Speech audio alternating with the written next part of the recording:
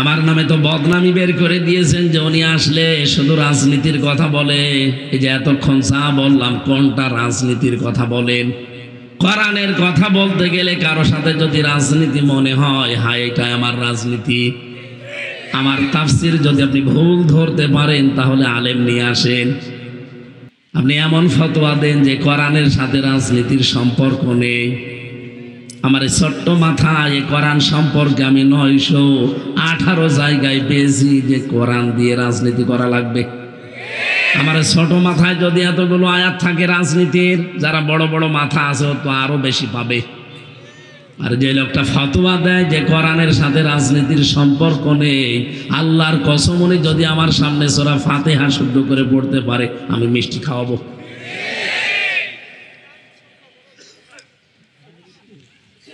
কোরআনে কারিমের যে আয়াতটা পড়েছিলাম, আল্লাহ বারবার চ্যালেঞ্জ দিয়েছেন এবং কড়া ভাষা দিয়েছেন, আলা তাকফু মা লাইসা লাকা বিহি ইলম, যে বিষয়ে জ্ঞান নেই মুখ খুলবা না।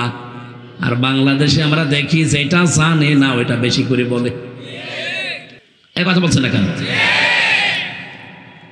যে লোকটা কোরআন মানে কি তা জানে না। কোরআন মানে কি কি জানেন? জানেন? কোরআন মানে বহুল পঠিত পাঠ্য, এতটুকু শব্দ যে লোকটার জানা নেই কোরআন মানে, সে যদি বলে কোরআনের সাথে রাজনীতির সম্পর্ক নেই, আরে ভাই আমি রাজনীতি করি এই জন্যই আমি যেন আখেরাতে ধরা না খাই। এই বাংলাদেশে যাদের কর্মজীবন আলাদা আছে, রাজনীতিকে যারা ইবাদত মনে করে, তাদের দ্বারা কোনোদিন দুর্নীতি হওয়ার সম্ভাবনা নেই। আর যাদের কোনো কর্মজীবন নেই, রাজনীতিটাই তাদের কর্মজীবন, ওরা শুধু চেয়ার পেতে দেরি, দুর্নীতি করতে দেরি করবে না। আপনি কি রাগ করলেন? এদেশের অবস্থা তো এইটাই। যাদের কর্মজীবন নেই, যারা এই রাজনীতিকেই কর্ম বানিয়েছে, কয়েকদিন পরেই দেখবেন আঙ্গুল ফুলে গলা গাছ হয়ে যাবে। এটা জাতি 53 বছরে বুঝে ফেলেছে। এই জন্যই জাতি এখন চাচ্ছে যাদের কর্মজীবন আলাদা আছে, আর এই মানুষগুলো যারা রাজনীতিকে ইবাদত মনে করে, এরা যদি সামনে চেয়ার পায় কোনোদিন দেশে আর সাদাবাজি হবে না। আমিরে জামাত ডাক্তার শফিকুর রহমান হাফিজাহুল্লাহ যত কথা আজ পর্যন্ত বলেছেন, এই কথাটা সবচাইতে বেশি গুরুত্ব দিয়ে উনি বলেছেন, এদেশে যদি ইসলাম আসে প্রথম দিনে দেশ থেকে সাদাবাজি ঝাঁটিয়ে বিদায় করা হবে। মানুষ এমনি মানুষ বদনাম দেয় যে হাত বদল হয়েছে, সাদাবাজি করার আগে এই হাত করতো এখন এই হাত করে। কেন এই কথা বলবে মানুষ? 5 তারিখের পর থেকে যারা এগুলো করছেন, নির্যাতিত, অত্যাচারিত, জুলুমের শিকার শুধু আপনি নিজেই হয়েছেন। কেন আমি জুলুমের শিকার ছিলাম না? আমার বাবার কাছ থেকে ওরা 32টা লাখ টাকা নিল এই 3 বছরে। আমি আকিজ গ্রুপে ছিলাম, সেখান থেকে 32 লাখ টাকা নিয়েছে। আপনার চাইতে তো 3 বছরই বেশি আমি অত্যাচারিত হয়েছি। ওরা আমার জেলের ভেতরে যদি রাখতো তো কয়দিন রাখতে পারতো, অসুবিধা ছিল না। রেখেছে আমার ফাঁসির কন্ডেম সেলের ভেতরে 24 ঘন্টা তালা লাগানো, সিসি ক্যামেরা দিয়ে রেখেছে আমি যেন কারোর সাথে দেখাও না করি।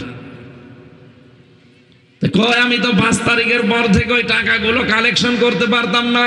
যে যারা যারা আমার টাকা নিয়েছে, ও ক্ষমতা আল্লাহ আমাকে অলরেডি দিয়ে দিয়েছিল, একটা লোককেও আমি মাফ করতাম না। সব টাকা আমি সাদাবাজি না, আমার আসল টাকায় আমি তুলে নিতাম। বগুড়াতে একটা লোক আমার গাড়ি আটকিয়েছিল,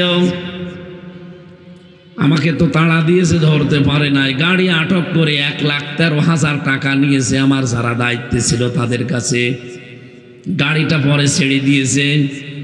5 তারিখের পরে ওই ওসির চাকরি চলে গেছে।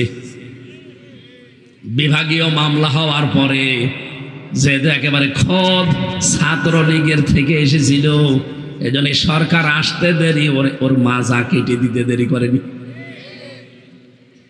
কয়েকদিন আগে আমি ছিলাম সিরাজগঞ্জ গোল চত্বরে বসে আছি, কোথা থেকে যেন খবর পেয়েছে ওনার এক বন্ধু এক ওসি আছে, তার সাথে লাইন করে এসে আমারে বলছে, হুজুর আসসালামু আলাইকুম। কে আপনি? বলছে আমি সেই ওসি আবুল কালাম আজাদ। না, এদিকে আসেন, আপনারাই তো খুঁজছি। কোথায় আপনি এখন? আমার সব চলে গেছে। চলে তো গেছে, কেন এসেছেন এখানে? মাফ করে দেন। কিসের মাফ? মাফ আপনাকে আমি করতে পারি, আগে আমার ওই টাকা ফেরত দিন। আপনাকে তো আমি মাফ করে দিলাম, আমার অসুবিধা নেই। আপনি ধানের ক্ষেতের ভেতর দিয়ে আমারে তাড়া দিয়েছিলেন, সেটা আমি মাফ করে দিলাম। আমি আপনাকে কোরআনের কথা বলতে গিয়েছিলাম বগুড়াতে, আপনি বলতে দেননি, মাফ করে দিলাম। কিন্তু আমার গাড়িটার সব ওকে ছিল, গাড়ি আটক করে আপনি 1,13,000 টাকা নিয়েছেন। টাকাগুলো ফেরত দেন। এরপরে আস্তাগফিরুল্লাহ বলছে টাকা নেই। না, তাহলে মাফ নেই। 7 দিন সময় দিলাম, টাকাটা যদি দিয়ে দেন আপনি মনে করবেন আপনার মাফ হয়ে গেছে। 1 লাখ টাকা ফেরত দিয়েছে আর বলছে 13,000 টাকা মিষ্টি খাওয়ার জন্য মাফ। ঠিক আছে, বাংলাদেশে মনে হয় এই প্রথম যে ওসি কাউকে টাকা ফেরত দেয়।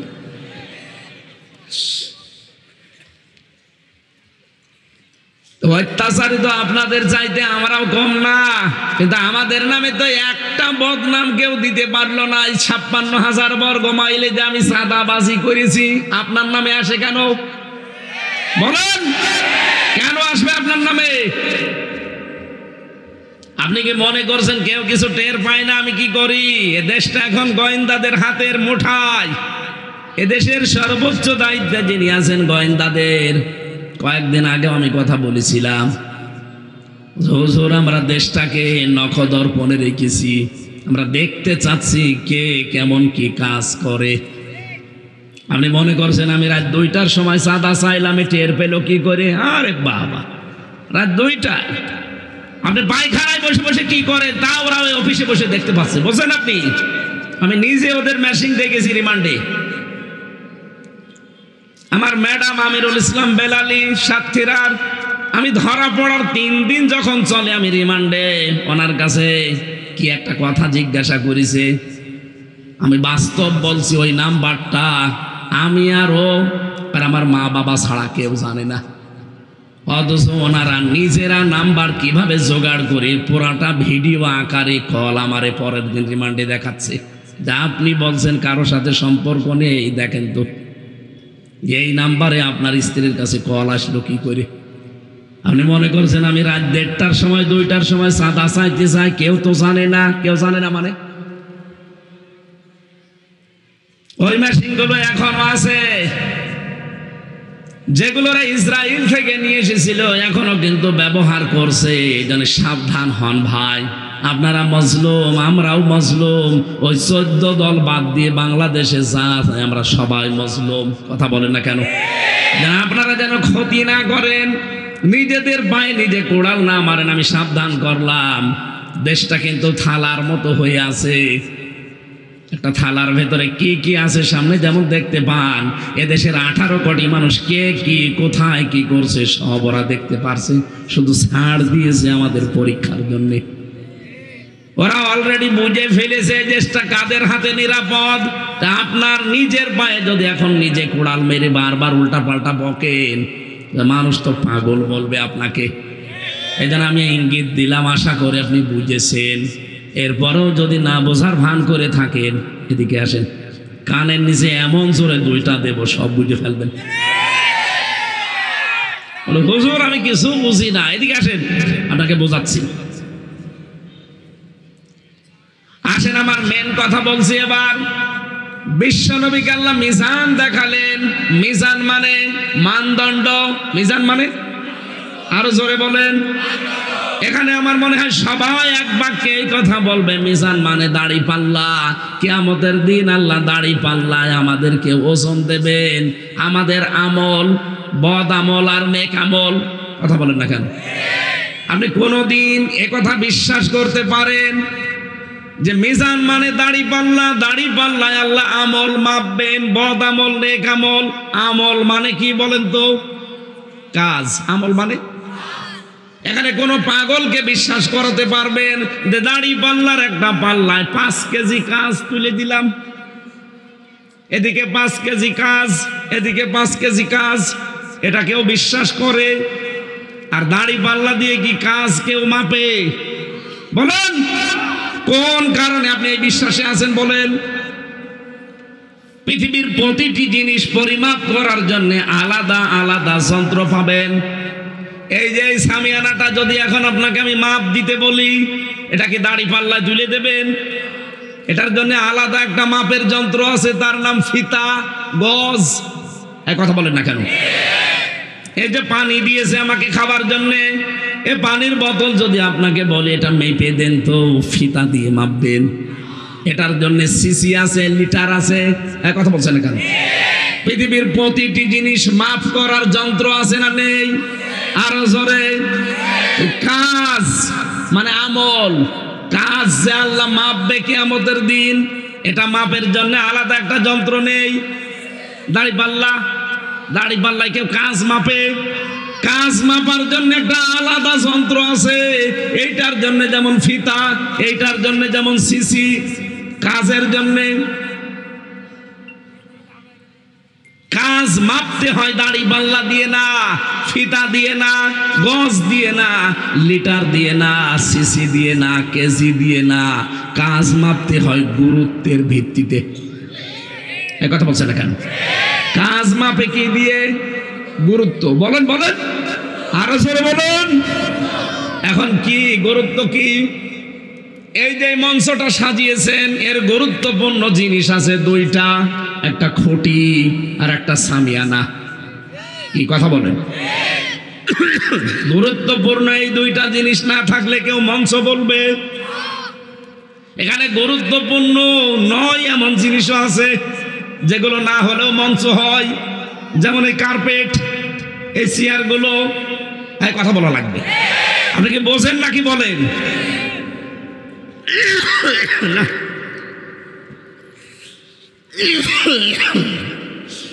এমনি এমনি ডাক্তারে বলেছে যে শুয়ে থাকেন 10 দিন। এই যে সকালে তো বললাম যে আমি না গেলে হয় না, আপনি তো বললেন যে আসেন। এসে কি আর বলি? কথা বলতে গেলেই তো সমস্যা। একটু বাতাস দিলে ভালো হতো। কেউ বাতাস দেওয়া যাবে? 2 মিনিট। ভেতরে ঘেমে, আমার জ্বর তো, ঔষধ খেয়েছি, ভেতরে ঘেমে একেবারে মানে শোধ যাচ্ছে। একটু এই জায়গায় বাতাস দিন 2 মিনিট।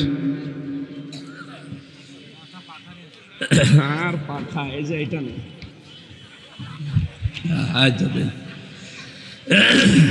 দেন দেন দেন, আপনি দেন, আপনার খানে হাতের মতো সরু লোটেন, এই জায়গায় দেন। সুবহানাল্লাহ, আলহামদুলিল্লাহ। গায়ে ঘাম বসে গেলে আবার গলা বসে গেল। দেন দেন দেন। সুবহানাল্লাহ, আলহামদুলিল্লাহ, লা ইলাহা ইল্লাল্লাহ, সুবহানাল্লাহ। দেন দেন। বাতাস দিয়েছে না রওশনের সাদের মতো? সুবহানাল্লাহ, আলহামদুলিল্লাহ, লা ইলাহা।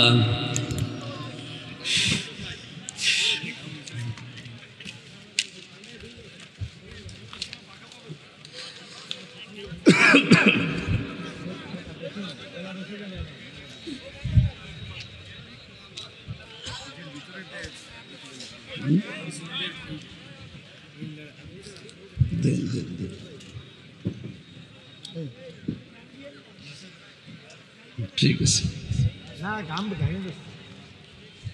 ঔষধ খেয়ে আসলাম তো, জ্বর আজ 5-6 দিন জ্বর।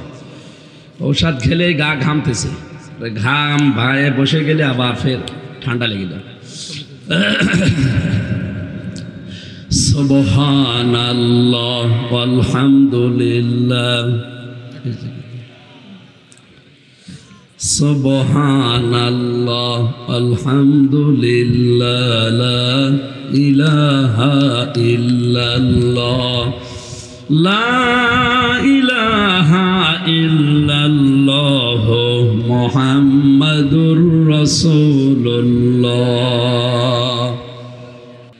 আমার ভাইরা, আমি গুরুত্বপূর্ণ বিষয়গুলো আপনার সামনে তুলে ধরতে চাচ্ছি। এবার কিয়ামতের দিন আল্লাহ কিন্তু মাপ দেবেন আপনার আমল, মানে কাজ। কাজ মাপতে হয় যেহেতু গুরুত্বের ভিত্তিতে। এই কোরআনে কারিমে আল্লাহ 500টা বিধান দিয়েছেন শরীয়তের গুরুত্বপূর্ণ যেগুলো, আর প্রতিটা বিধানের ভেতরেই দেখবেন কিছু না কিছু ফরজ আছে। কি এর ভেতরে নামাজ আছে না?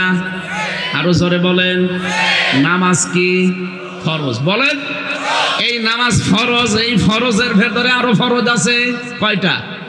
13টা। বলেন বলেন, নামাজ যে ফরজ, এই ফরজ নামাজের ভেতরে আবার ফরজ আছে কয়টা? এ 13টা ফরজের 12টা আদায় করলেন, একটা করেননি, সওয়াব হবে কয়টা? একটাও হবে না, 0, 0। এখন যদি বলেন না 13টার 12টা আদায় করলাম, একটা করি না, অন্তত 2-3টা সওয়াব দেন, হবে? এটা বুঝেছেন? বলেন, এর ভেতরে শরীয়তের বিধান কয়টা? 500। বলেন আরো জোরে, আরো জোরে বলেন।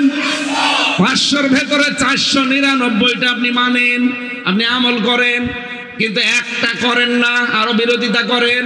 কিয়ামতের দিন আল্লাহ যখন আপনার সওয়াব মাপ দেবে, গুরুত্বের ভিত্তিতে যেহেতু মাফ হবে, 13টা ফরজের 12টা আদায় করে একটা আদায় না করলে পুরাটা যেমন বাদ।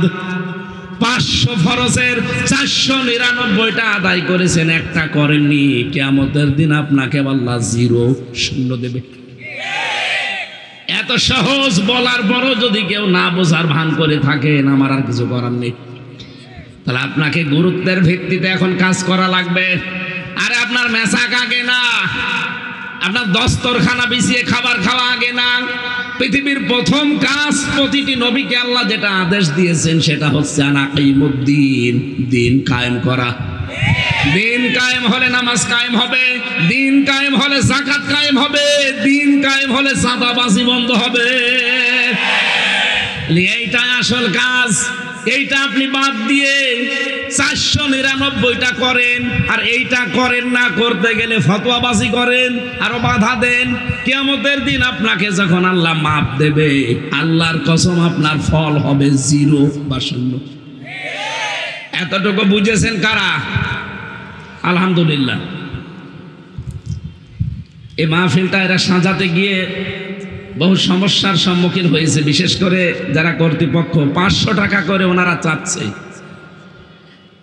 10-15 জন হাত তোলেন যে 500 টাকা বা 1000 টাকা দিতে পারবেন, পরে দিয়ে ওনাদের কাছে তো তোলা লাগবে।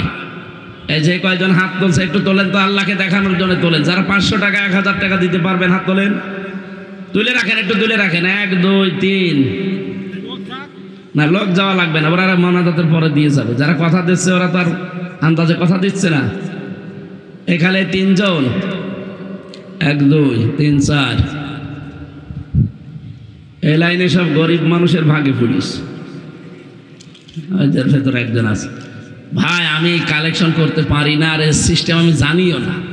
এনারা যেহেতু একটু ঋণী হয়ে আছে, এনারা যেন ঋণ না থাকে, যতটুকু পারেন আপনার সাধ্য মতো এখানে দিয়ে যাবেন। কোরআন প্রচারে যদি আপনার অর্থ ব্যয় না হয়, তো টাকা পয়সা নিয়ে কি করবেন? সম্মানিত মা বোন যারা এসেছেন, মেরাজে যে নবীজি 2টা কারণে মেয়েদের জাহান্নামে চলতে দেখেছেন। 1 নম্বরে তারা কুফরি করে, কুফরি আল্লাহর সাথে না, স্বামীর সাথে। 2 নম্বরে তারা দান সাদকা করে না। খাদিজাতুল কুবরার নাম বললাম না, জীবনে তিনি 1 ওয়াক্ত নামাজ পড়েননি, রোজা রাখেননি একটাও, জীবনে একটা টাকা যাকাত দেননি, কোনোদিন তিনি হজ করেননি, কোনোদিন তিনি পর্দায়ও থাকেননি, কারণ পর্দার বিধানের সময় নাজিল হয়নি। কিন্তু জান্নাতে আল্লাহ তার জন্য ঘর বানিয়ে তার কাছে পাঠিয়ে দিয়েছেন একটা মাত্র কারণে। তিনি তার স্বামীর পেছনে সময় দিয়েছেন, সম্পদ দিয়েছেন, মেহনত লাগিয়েছেন স্বামীর জন্যে। যেন আপনাদের আমার মনে হয় সবচাইতে গুরুত্বপূর্ণ কাজ সামনে মেয়েদের স্বামী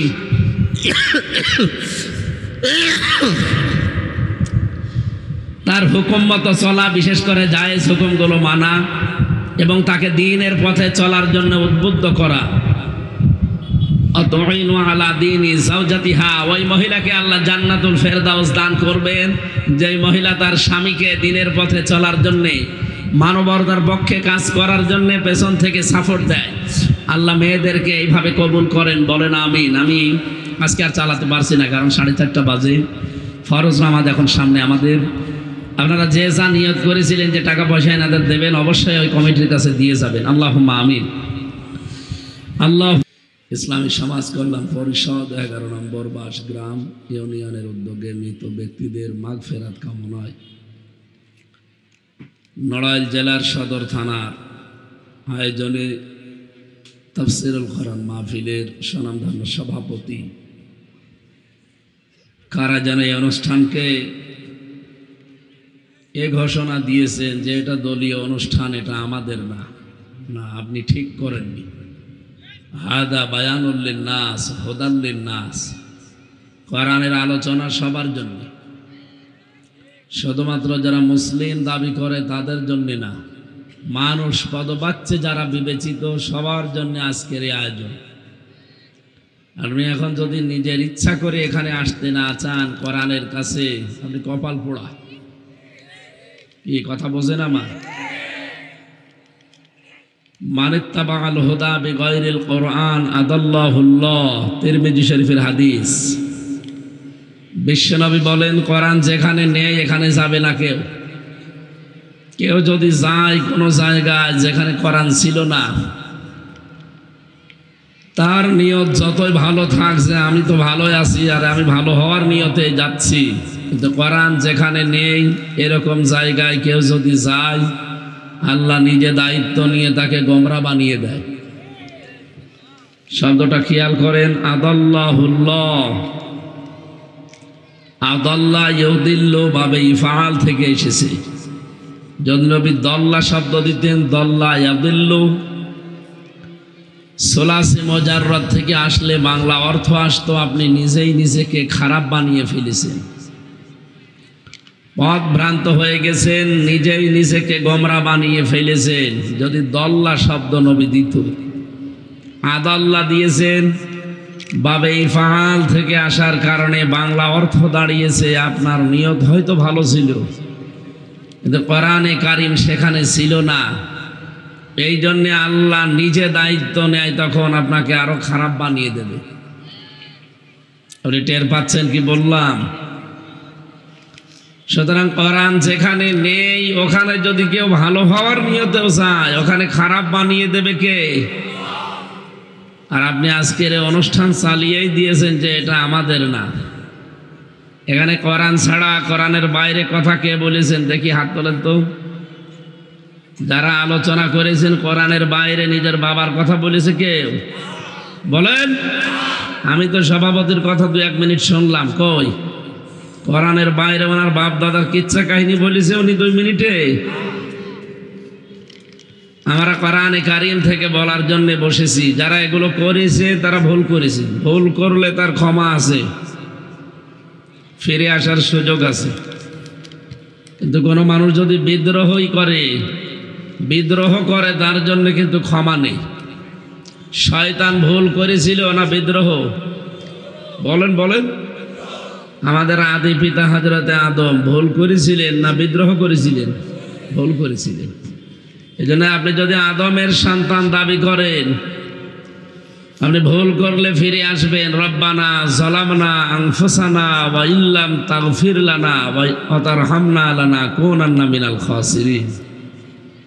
আর যদি আপনি বিদ্রোহী হয়ে যান শয়তানের মতো, আপনার জীবনে তওবার দরজাও বন্ধ হয়ে যাবে। কথা বোঝেন আমার? আশা করছি আমি ইঙ্গিত দিলাম, আপনি বুঝে ফেলেছেন। লাইসা আলাইকা হুদাহুম, হে নবী হেদায়েত দেওয়া আপনার কাজ না, ওয়ালাকিন্নাল্লাহ ইয়াহদি মাইয়াশা, বরং আমি আল্লাহ যাকে পছন্দ করি, যাকে ভালোবাসি, যার কল্যাণ কামনা করি, তাকে আমি হেদায়েত দান করি। এই জন্যে আমি তো আর হাতে করে নিয়ে আসি না যে আপনাকে দিয়ে দেব, এটা আল্লাহর হাতে। আল্লাহ কাউকে দেয়নি। ইন্নামা আনতা মুযাক্কির লাস্তা আলাইহিম বিমুসাইতির। হে নবী, আপনাকে আমি শুধু উপদেশক বানিয়েছি, উপদেশ দেবেন। আপনাকে দারোগা পুলিশ করে পাঠায়নি যে পিটিয়ে মানুষ হেদায়েত করবেন, কোনো দরকার নেই। আল্লাহর এত ঠেকা পড়ে চাই না যে আপনি জাহান্নামে গেলে আপনাকে জন্য আল্লাহ বসে বসে কাঁদবে। সুতরাং আমাদের কাজ উপদেশ দেওয়া, আমরা চেষ্টা চালিয়ে যাব জীবনের শেষ দিন পর্যন্ত। ওয়াবুদ রব্বাকা হাত্তা ইয়াতিয়াকাল ইয়াকিন, ওই দিন পর্যন্ত ইবাদত চালিয়ে যাও যতদিন তোমার মরণ না আসে। আমরা চেষ্টা চালিয়ে যাব, আপনি সাড়া দিলেও ভালো, না দিলেও আমাদের ক্ষতি নেই, আমাদের বেতন আছে আলাদা। জীবনের শেষ দিন মানে কিয়ামতের দিন আল্লাহ আমাদেরকে ঠিক তার বেতন দিয়ে দেবেন, এই আশায় আমরা আছি। নিজের কপালে অনেকেই যারা এই উল্টাপাল্টা কোরআনের পেছনে কথা বলে আগুন লাগিয়েছেন, আশা করছি তারা আদমের মতো ফিরে আসবেন। আর যদি আপনার কপাল শয়তানের মতো হয়, এ কথা শুনলে আপনার শরীরে আলো আগুন লাগবে। সুতরাং আজকের এই অনুষ্ঠানটায় সভাপতির দায়িত্বে যিনি আছেন, আপনাদের এলাকার কৃতি সন্তান, ইসলামিক চিন্তাবিদ, শিক্ষাবিদ, রাজনীতিবিদ, হাজার হাজার ছাত্রের ওস্তাদ জনাব মাওলানা নওয়াব আব্দুল কুদ্দুস, প্রাক্তন অধ্যাপক, খুলনা বিএল কলেজ, আতালাল্লাহু উমরাহু ওয়া বারাকাল্লাহু ফি হায়াতি, আমিন। মাহফিলের সম্মানিত পরিচালক মাওলানা মনিরুজ্জামান, সম্মানিত ব্যবস্থাপনায় আছেন যিনি FM রফিকুল ইসলাম, চেয়ারম্যান 11 নম্বর বাঁশগ্রাম ইউনিয়ন। মাহফিলের প্রধান আলোচক ইসলামিক চিন্তাবিদ, বিশিষ্ট রাজনীতিবিদ জনাব Ataur Rahman Bachchu, chairman Alkoba welfare trust. আলোচনা রেখেছেন মাওলানা আব্দুল্লাহ আল আমিন, মাওলানা মাসনুন গাজী, আতালাল্লাহু উমরাহু ওয়া বারাকাল্লাহু ফি হায়াতি, বলেন আমিন। প্রধান অতিথি হিসাবে উপস্থিত আছেন সাধারণ সম্পাদক বাংলাদেশ জাতীয়তাবাদী দল নড়াইল জেলা আলহাজ মনিরুল ইসলাম, বিশেষ অতিথি মাওলানা ওবায়দুল্লাহ কায়সার, মুফতি ওয়াকিউজ্জামান, মঞ্চে বসা ওলামা ইকরাম। সময় নেই, এই জন্য হাজারো মানুষের নাম ধরে ধরে আর দোয়া করতে পারলাম না, একবারে দোয়া করছি। ওয়া রাফা'না লাকা যিকরাক। মঞ্চে বসা সম্মানিত ব্যক্তিবর্গ, সামনে বসা মুসলমান ভাইরা, পর্দার আড়ালের সম্মানিতা মা এবং বোনেরা, প্রশাসনের ভাইরা, প্রাণ প্রিয় নড়াইলবাসী, আল্লাহর দরবারে শুকরিয়া জানাচ্ছি যে দিনের বেলায় হাজারো কাজকর্ম আমাদের ছিল, সব বাদ দিয়ে কোরআনের পেছনে সময় বের করে সুযোগ করে দিয়েছেন কোরআনে কারিম শোনার। মুসলিম শরীফের 1722 নম্বর হাদিস, আল্লাহ নিজে কোরআন শুনতে ভালোবাসে। কালকে বলবেন বাড়ি যে নবীজি বলেন, আল্লাহ রাব্বুল আলামিন এই পৃথিবীতে কোনো মানুষ যখন হক আদায় করে কোরআনে কারিম তেলাওয়াত করে, আল্লাহ এত বেশি মনোনিবেশ করে থাকেন ওই বান্দার দিকে, দুনিয়ার অন্য কোনো কাজে আল্লাহ এত বেশি মনোযোগ দেন না।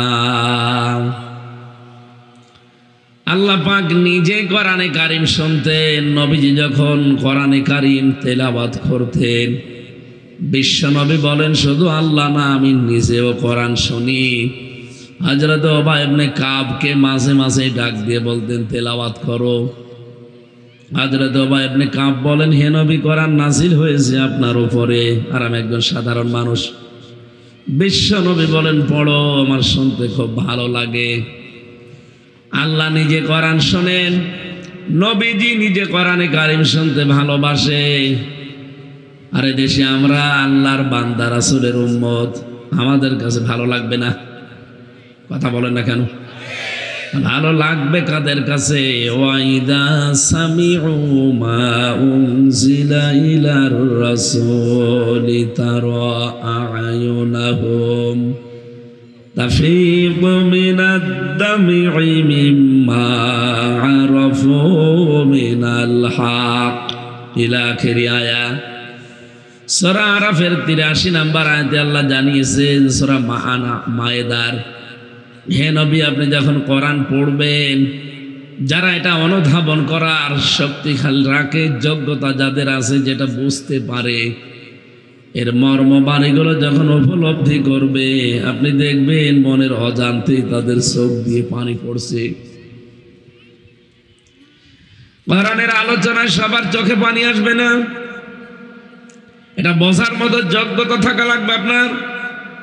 বলেন তো, আল্লাহ নিজে যখন শুনতেন, পৃথিবীর কোনো কাজে আল্লাহ এত বেশি মনোযোগ দেন না। কোরআনে কারিম শোনার পেছনে যে মনোযোগ তার আছে, তিনি নিজে নাজিল করে যদি নিজে শোনেন, যার উপরে নাজিল হয়েছে তিনিও যদি শুনতে পারেন মনোযোগ দিয়ে, আমরা যারা এখানে বসে আছি আমাদের অ্যাক্টিভ, আমাদের মনোযোগ কত বেশি লাগবে বলেন?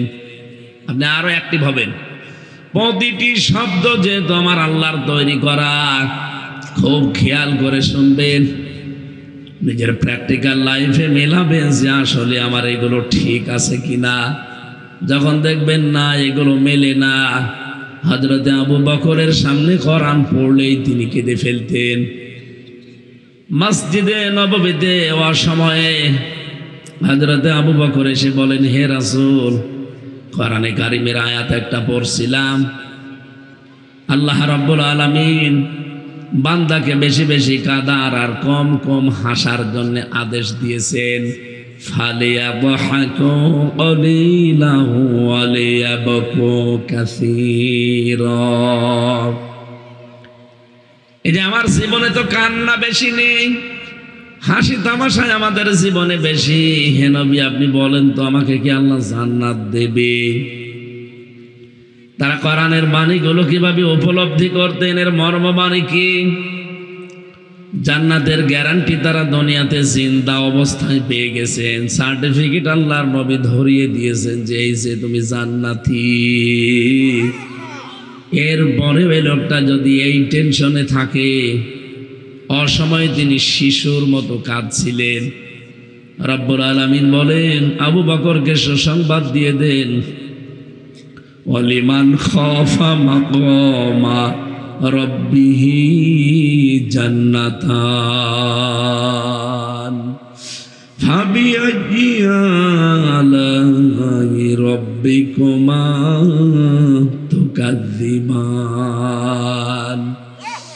আবু বকরের এই দৃশ্য দেখে আমার আল্লাহ এত বেশি খুশি হয়ে গেছেন, দুনিয়ার মানুষকে আল্লাহ জান্নাত দেবে একটা, আবু বকরের জন্য আল্লাহ জান্নাত বরাদ্দ করেছে দুইটা। যেন আপনার অ্যাক্টিভ মনোযোগ আরো বেশি লাগবে, এদিকে আরো খেয়াল করবেন। আজকে খুব গুরুত্বপূর্ণ দুইটা তথ্য বলবো ইনশাআল্লাহ।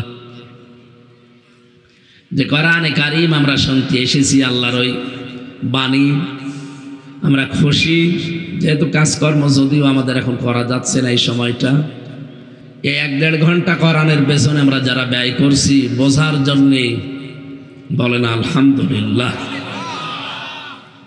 দরুদ আর সালাম পাঠ করি মুহাম্মাদুর রাসূলুল্লাহ সাল্লাল্লাহু আলাইহি ওয়াসাল্লামের প্রতি। এই যে রজব মাস শেষ হয়ে যাচ্ছে, এদিকে তাকান, আর মাত্র একটা দিন আছে, আবার 1 বছর পরে এই মাসটা আসবে। এসেছিল, চলেও গেল। নবীজি এ মাস পেলেই দোয়া করতেন, আল্লাহুম্মা বারিক লানা ফি রজব ওয়া শাবান ওয়া বাল্লিগনা রমাদান। রজব এবং শাবানের বরকত আমাদেরকে দান করো, আর রমজান পর্যন্ত আমার হায়াতটা তুমি বাড়িয়ে দাও। বলেন তো হায়াত চাওয়া জায়েজ আছে? না, কারণ মুমিন যারা, তারা যত তাড়াতাড়ি দুনিয়ার জীবন ছেড়ে যেতে পারবে তত তাড়াতাড়ি তারা জান্নাতে প্রবেশ করবে। এটাই তো নাকি দুনিয়াতে বেশি দিন বাঁচতে চায়, বেশি দিন থাকতে চায়, দুনিয়ার এই সুখ সম্ভোগ এগুলো নিতে চায় বেশি যারা, এ মানুষগুলো কাফের। লা তাজিদান্না আশাদ্দান নাস আহরাসাল হায়াতিদ দুনিয়া। হে নবী, দুনিয়ার প্রতি আসক্তি, দুনিয়ার প্রতি লোভ সবচাইতে বেশি আপনি দেখবেন মুশরিকদের। কাদের? আমরা কি মুশরিক?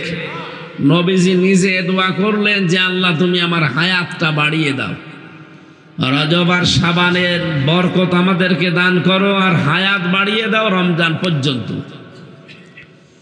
এই হাদিসের ব্যাখ্যায় বিশ্ব নবী জানাতে চেয়েছেন এই 2 মাসের যে বরকত আল্লাহ নাজিল করবেন সবাই এ বরকত পাবে না।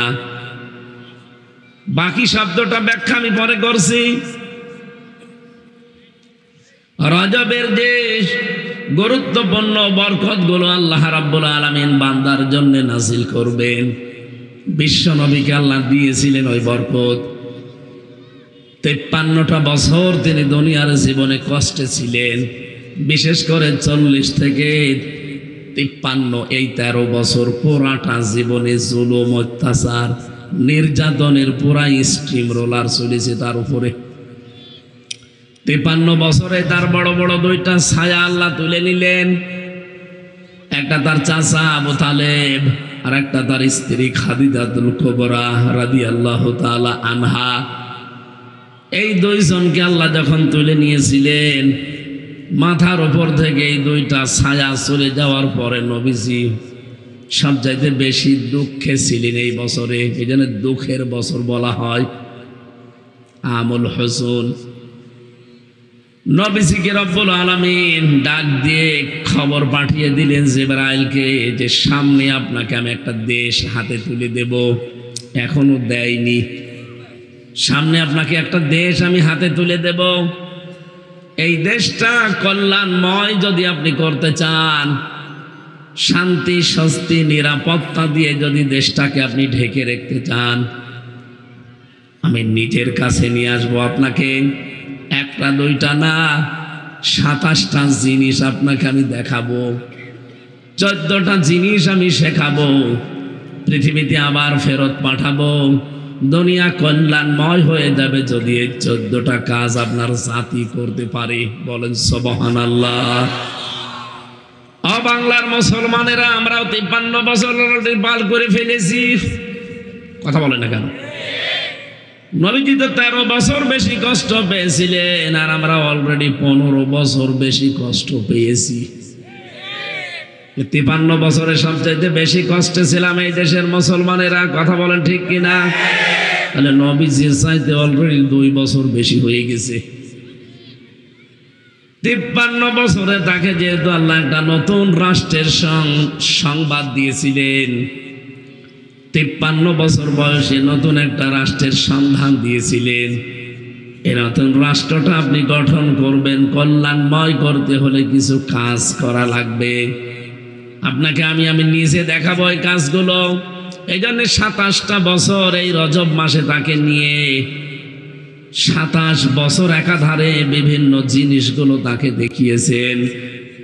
আল্লাযী বারাকনা হাওলাহু লিনুরিয়াহু মিন আয়াতিনা। ভালো করে খেয়াল করবেন, আমি কিন্তু গতানুগতিক কথা বলি না। দেখবেন কত ব্রিফলি আছে এই আলোচনাটা।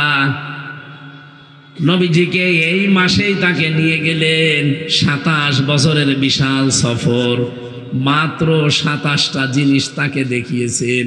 কয়টা বলেন তো? 27টা জিনিস দেখতে 27 বছর লাগে? কি জিনিস দেখলেন তিনি যে এত বছর লাগবে? 2 নম্বরে তাকে আল্লাহ 14টা জিনিস নিজে হাতে কলমে শিখিয়ে দিলেন যে আপনি এবার যান। আপনার যে রাষ্ট্রটা আপনি উপহার পাবেন মদিনা, এই মদিনাকে কল্যাণময় যদি আপনি করতে চান, মদিনার জনগণকে যদি জনসম্পদে পরিণত করতে চান, আপনাকে 14টা কাজ ব্যক্তি পরিবার আর সমাজ রাষ্ট্রে মাস্ট বি করা লাগবে। কারণ এগুলো সব আমি আল্লাহর রায়, আমার আইন। বলেন তো এখানে রায় শব্দটা বোঝেন না? রায়, রায় বোঝেন? এদেশেও রায় হয় কয়টা? 4টা। বাংলাদেশের বিচার ব্যবস্থায় 4 প্রকার রায় আমরা দেখেছি। নড়াইল জেলা না এটা? এই জেলায় আদালত আছে। আপনি ম্যাজিস্ট্রেট কোর্টে যাবেন, সেখানে একটা রায় হবে। এরপরে যদি বলেন যে না, এর রায় আমি মানি না, আপনার বিরুদ্ধে রাষ্ট্রদ্রোহী মামলা হবে। আপনি এতটুকু বলতে পারবেন যে আমি ন্যায় বিচার পাইনি, আমি একটু ভালো জায়গায় যাব, আরো উপরে যাব। যান, আপনি ম্যাজিস্ট্রেট কোর্ট থেকে যাবেন জজ কোর্টে যান। নড়াইল জজ কোর্ট আছে না? জজ কোর্ট থেকে যদি আপনার বিরুদ্ধে রায় আসে, আপনি কিন্তু বলতে পারবেন না যে আমি মানি না, তাহলে আবার উল্টা মামলা হবে। এতটুকু বলার ক্ষমতা আপনার আছে যে আমি ন্যায় বিচার পাইনি, আমি রায় আরো উপরে নিয়ে যাব। এবার আর জেলা শহরে হবে না, বাংলাদেশের 64 জেলার কোনো জায়গায় হবে না। যাওয়া লাগবে কোথায়? ঢাকা। ঢাকার হাইকোর্টে যাওয়া লাগবে।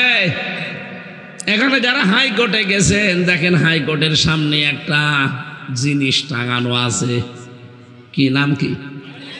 দাড়িপাল্লা। আপনি আবার রাগ করবেন না তো, বসে দাড়িপাল্লার পক্ষে আমি না, কিন্তু দাড়িপাল্লা দিয়ে একটা জিনিস সরকার আমাদেরকে বোঝাতে চায়। 18 কোটি জনগণকে সরকার বোঝাতে চাচ্ছে এখানে কিন্তু দাড়িপাল্লা টাঙানো।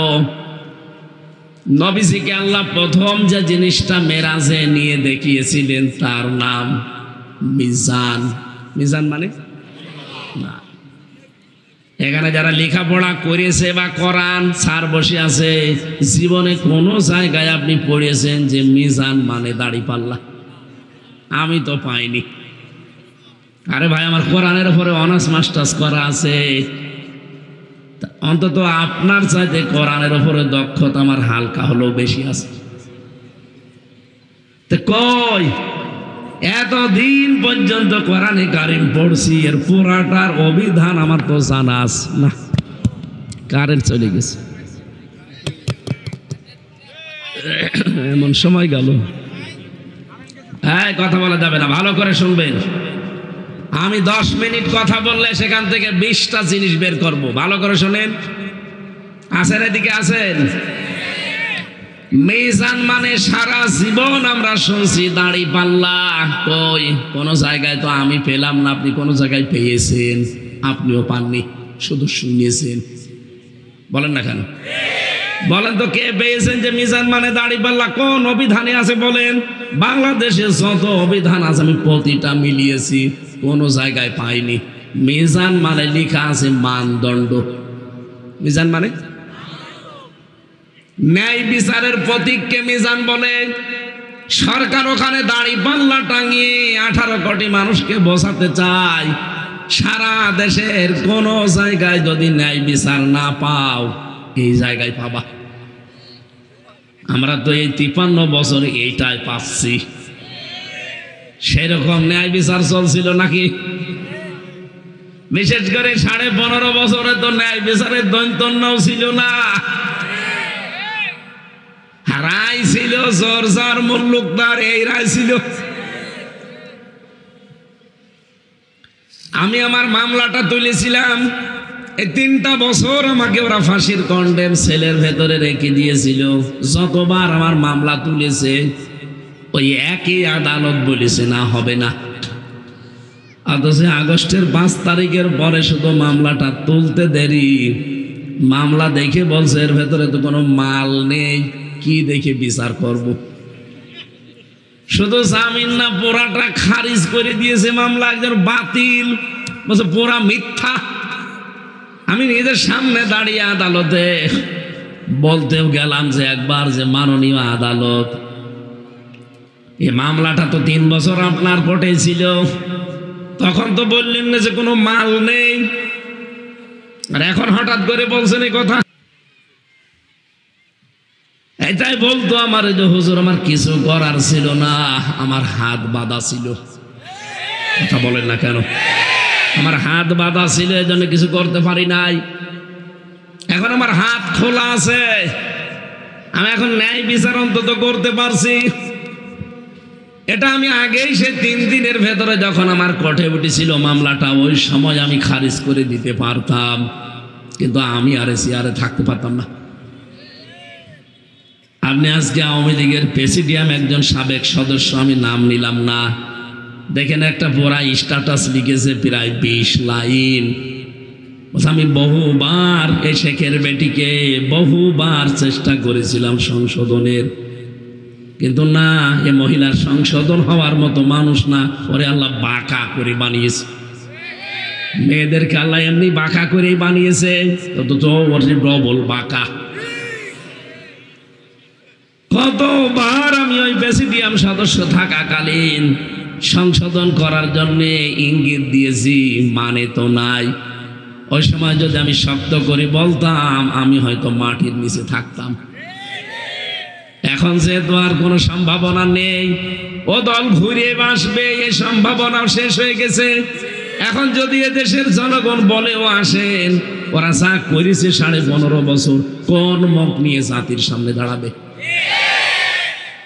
প্রেসিডিয়াম সদস্য একজন সাবেক, এই যে আপনি আজকে খোলেন, পুরাটা লিখেছে উনি নিজে, 20 লাইনে উনি 20টা তথ্য দিয়েছে।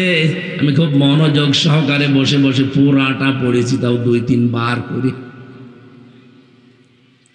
আমার ভাইয়ের, আমি যে কথা বলতে চাই, এই দেশে 1628টা চেয়ার আছে এখন। এই চেয়ার না, যিনি পালিয়ে গেছে তার থেকে শুরু করে আপনাদের যে ওসি সাহেব এসেছে, ওসির চেয়ার 1628টা। আপনি হিসাব করে দেখবেন, শুধু একজনের হাত খোলা ছিল, বাকি 1627টা চেয়ারে সব হাত বাঁধা ছিল। বাইরে বাইরে যা শুনতেন, যা বলতো, সব আন্দাজে, আসল কথা ওনার। এই যে কাওয়া কাকু মাঝে মাঝে কা কা করতো, এমনি, ওর কোনো বেল বেরেক নেই। হাসাও মাহমুদ চট্টগ্রামের যে বলতো, কোনো বেল বেরেক নেই। আসল কথা, ফাইনাল কথা ওনার, যিনি পালিয়েছেন, ওনার এই একটা হাত শুধু খোলা ছিল মন মতো, বাকি সব হাত ছিল বাঁধা। বিচারপতির হাত শুধু খুলে দিতে দেরি। দেখেন তো, উনি নিজেও জানতো। 3 বছর আগে আমার যখন 21 সালের প্রথমে ছেলে নিয়ে যান, তখনই উনি আমার চাচাকে বলেছিলেন যে আমি জানি এর কোনো ভিত্তি নেই, কিন্তু আমার কিছু করার নেই। বারবার বলতেন যে আমার বেঞ্চে আপনারা মামলা দেবেন না, আমার বিবেকে বাধা দেয়, অন্য বেঞ্চে নিয়ে যান।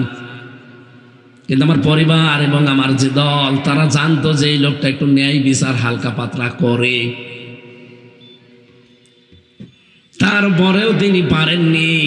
শেষ পর্যন্ত এই যে 5 তারিখের পরে তিনি পুরাটা খারিজ করে দিলেন, নিঃশ্বাস নিলেন একটা।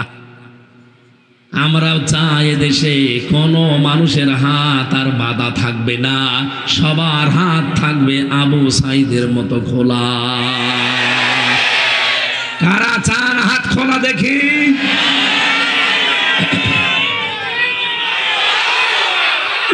আলহামদুলিল্লাহ।